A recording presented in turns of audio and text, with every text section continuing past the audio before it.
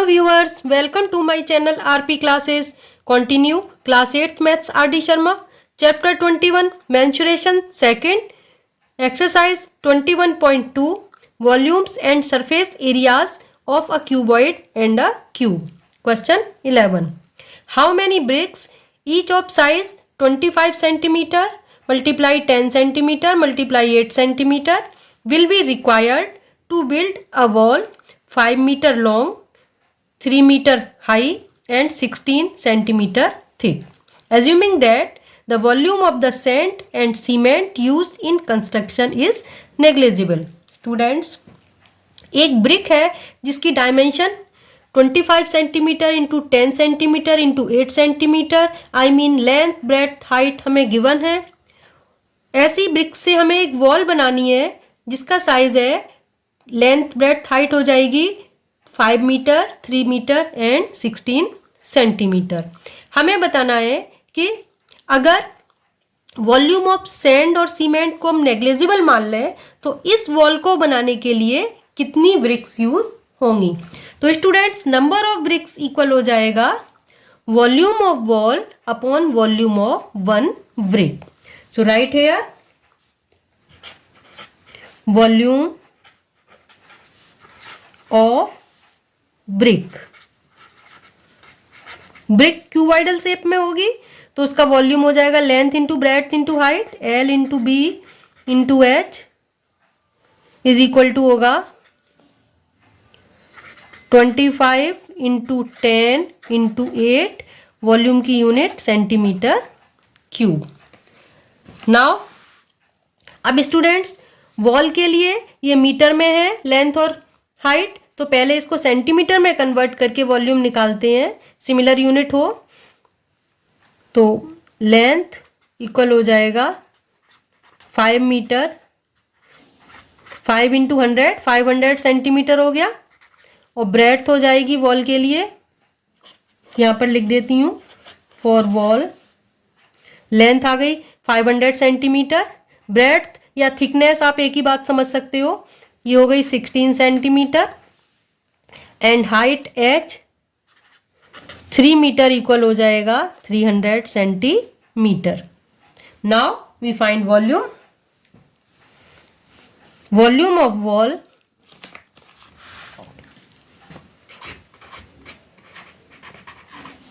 Volume of wall, wall का volume L B H, L into B into H equal हो जाएगा 500 into 16 into 300 centimetre cube. Now we find number of bricks. So number of bricks required,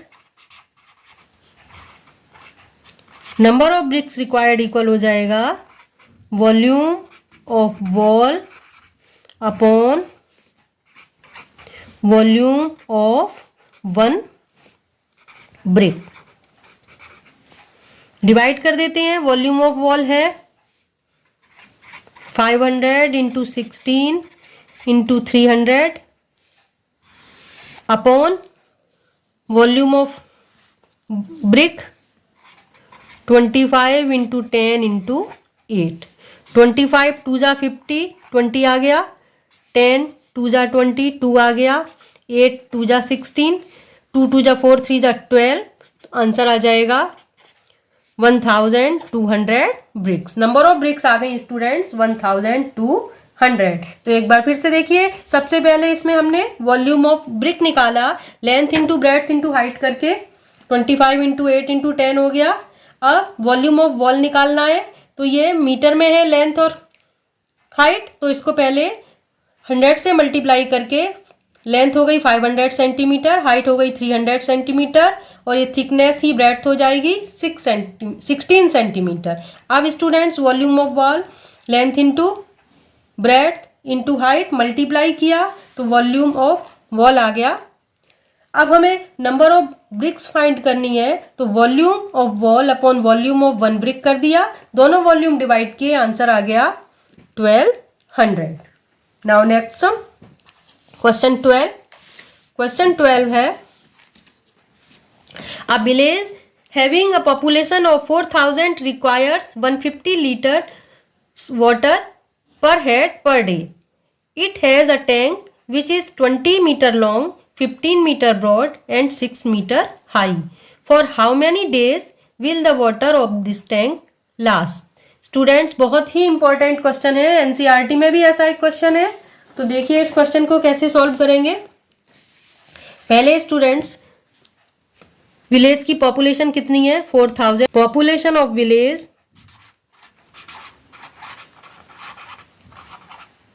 population of village 4,000। Now volume of water, volume of water पर head per day, पर head per day, यानी एक person को एक दिन में कितना water चाहिए? 150 लीटर्स। स्टूडेंट्स, इक्वल टू हो जाएगा 150 upon 1000 metre cube, because 1 metre cube equal होता है 1000 लीटर। तो इसको हमने मीटर क्यूब में कन्वर्ट कर दिया, तो 1 लीटर इक्वल आ गया 1/1000, तो मल्टीप्लाई किया तो मीटर क्यूब में कन्वर्ट कर लिया इसको 1000 से डिवाइड करके। Now volume of water,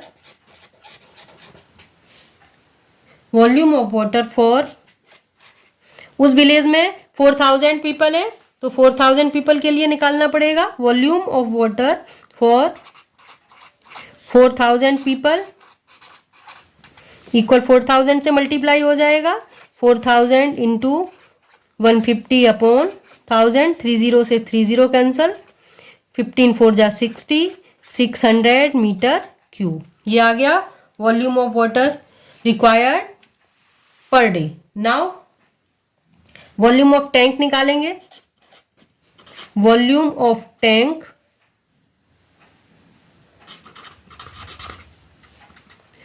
tank का वॉल्यूम है length into breadth into height, L into B into H. ये हमें दिया हुआ है, डायमेंशन दी है 20 metre multiply 15 metre multiply 6 metre cube. ये हो गया वॉल्यूम ऑफ टैंक। अब हमें निकालना है water in tank, water in tank last, कितने डेज तक चलेगा वाटर? इक्वल हो जाएगा volume of tank, volume of tank divided by volume of water used per day. एक दिन में जितना पानी यूज होता है उससे डिवाइड कर देंगे total volume of water tank को। तो वॉल्यूम ऑफ टैंक था 20 इंटू 15 इंटू 6, और पर डे कितना पानी यूज होता है? 600 मीटर क्यूब। 600 से डिवाइड करेंगे तो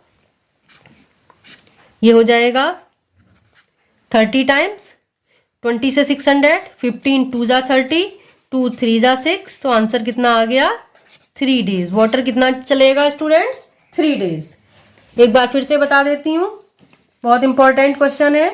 ये किसी विलेज में 4000 पीपल रहते हैं और एक पर्सन को पर डे 150 लीटर वाटर की रिक्वायरमेंट है। वहाँ पर जो टैंक है विलेज में, उसकी डायमेंशन दी हुई है, length 20 metre, breadth 15 metre and height 6 metre. तो हमें बताना है कि वो टैंक कितने दिन चलता है। तो population of village, volume of water पर हेड पर डे, ये लीटर में दिया था, 1000 से डिवाइड किया, मीटर क्यूब में कन्वर्ट हो गया। अब ये तो एक पर्सन के लिए है, हमें निकालना है 4000 पीपल के लिए, तो मल्टीप्लाई 4000 कर दिया। 4000 पीपल को पर डे कितना वाटर चाहिए? 600 मीटर क्यूब। अब निकाला volume of tank, volume of tank length into breadth into height, value put कर दी। अब number of days water in tank last equal हो जाएगा volume of tank upon volume of water used per day.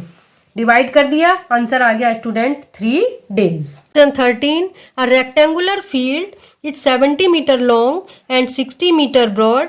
A well is dimensions 14 metre into 8 metre into 6 metre is dug outside the field and the earth dug out from this well is spread evenly on the field. How much will the earth level rise? Students, एक field है, उसको डग करके एक well बनाया है और उसमें से जो अर्थ यानी सॉइल निकली है उसको हमने उसी फील्ड पर इवनली स्प्रेड कर दिया है। तो अगर हम उसके ऊपर स्प्रेड करेंगे तो वॉल्यूम इंक्रीज होगा, वॉल्यूम इंक्रीज होगा यानी लेवल ऑफ अर्थ इंक्रीज होगा। तो कितनी हाइट इंक्रीज हो गई फील्ड की ये हमें बतानी है। तो इसके लिए क्या होगा, जो वॉल्यूम ऑफ वेल है, वेल में से जो सॉइल निकली है उसका वॉल्यूम और जो वाटर जो उसका अर्थ का लेवल राइज होगा उसका वॉल्यूम इक्वल हो जाएगा ना। तो दोनों वॉल्यूम इक्वल करके हम इसे फाइंड कर सकते हैं। तो इसके लिए सबसे पहले लेट करती हूँ, late the level of earth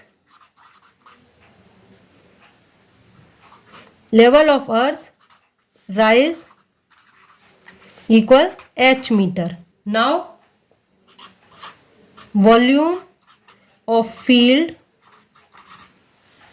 rise equal हो जाएगा वॉल्यूम ऑफ वेल, क्योंकि उसी को स्प्रेड किया है सॉइल को। तो दोनों वॉल्यूम इक्वल होंगे। वॉल्यूम ऑफ फील्ड की लेंथ और ब्रेड्थ दी हुई है 70 और 60, 70 इंटू 60, सॉरी 70 था यहाँ पर, दोबारा लिख देती हूँ 70 इंटू 60 और हाइट को h ले लिया। वॉल्यूम ऑफ वेल की डायमेंशन दी हुई है, लेंथ ब्रेड्थ हाइट मल्टीप्लाई कर देंगे 14 इंटू 8 इंटू 6, दोनों वॉल्यूम इक्वल हो गए। अब हाइट फाइंड कर सकते हैं, हाइट इक्वल आ जाएगा 14 into 8 into 6 divided by 70 into 60।